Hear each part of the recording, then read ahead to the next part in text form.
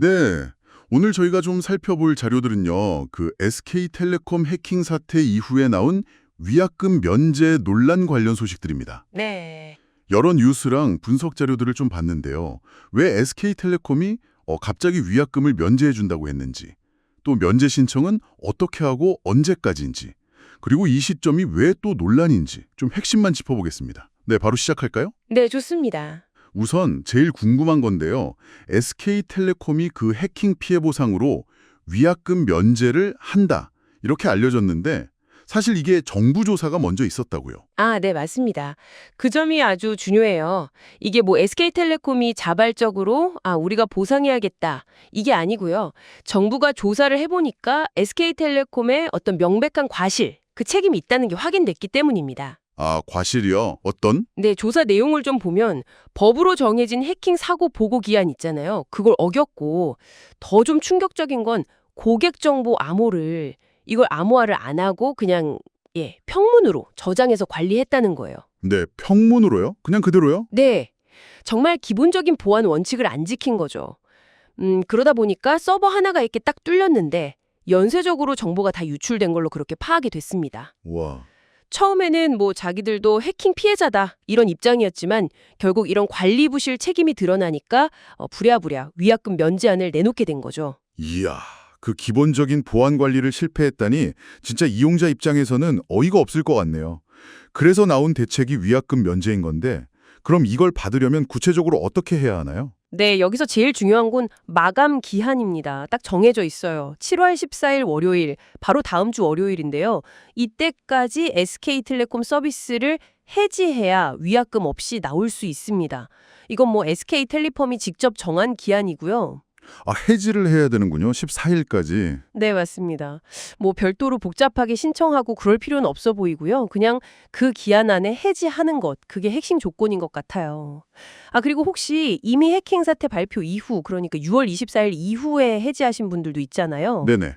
그분들한테도 소급 적용된다고 하니까 최근에 혹시 해지하셨다면 한번 확인해 보시는 게 좋겠습니다. 7월 14일 마감이라.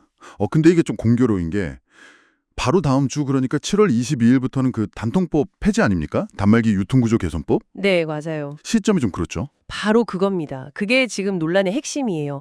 단통법이 뭐냐면 스마트폰 살 때 지원금 상한선을 딱 막아놨던 법인데 이게 이제 없어지잖아요. 이론적으로는 통신사를 옮길 때 훨씬 더 많은 지원금을 받을 수 있게 되는 거죠. 그죠.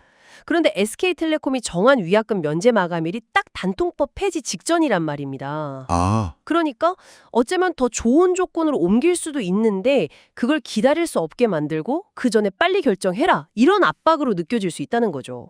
일부러 그런 거 아니냐? 이런 비판이 나올 수 있겠네요. 네, 그렇습니다. 그래서 SK텔레콤이 가입자 이탈을 어떻게든 좀 최소화하려고 일부러 시기를 이렇게 잡은 거 아니냐 이런 비판이 세게 나오고 있는 거고요. 실제로 지금 이 시기를 틈타서 막 통신사들 경쟁이 엄청 과열되고 있어요. 뭐 공짜 폰이다, 현금 얼마 준다 이런 불법 보조금도 다시 막 나오고 있고요. 심지어는 뭐 해킹 불안감 이걸 이용해서 공포 마케팅까지 등장하고 있다고 하니까 좀 혼란스러운 상황이죠. 정말 혼란스럽네요. 그럼 SK텔레콤도 가만히 있진 않았을 텐데 가입자 이탈 막으려고 뭐 고객 감사 패키지 이런 것도 내놨다고 들었거든요. 이건 좀 어떤가요? 네, 내놓긴 했죠.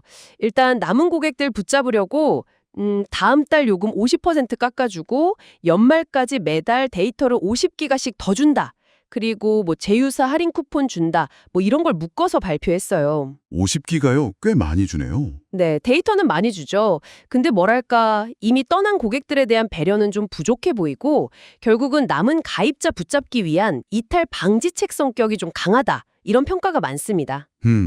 특히 데이터를 매달 50기가나 주니까 만약 SKT에 남기로 하셨다면 굳이 비싼 고용량 요금제 쓸 필요 없이 8월 1일부터는 제일 싼 요금제로 바꾸는 게 현명할 수 있겠죠. 그것도 방법이겠네요.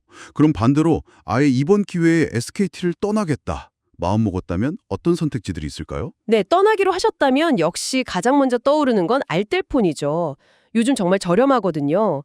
그 알뜰폰 허브 같은 사이트에서 비교해 보시면 뭐 5개월 동안 월 100원, 뭐 1,000원 이 정도 내고 데이터 넉넉하게 쓰는 파격적인 요금제들이 꽤 많아요. 100원이요? 네, 그래서 뭐 5개월마다 이렇게 통신사를 옮겨 다니는 방법도 있고요. 아니면 뭐 KT나 LG U+ 같은 다른 통신사로 번호 이동하면서 최신 폰 지원을 좀 더 받을 수도 있겠죠. 단통법 폐지 이후를 노린다면요.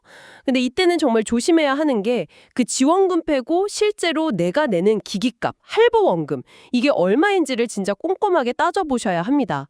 공짜라는 말에 그냥 넘어가시면 안 돼요. 네, 알겠습니다.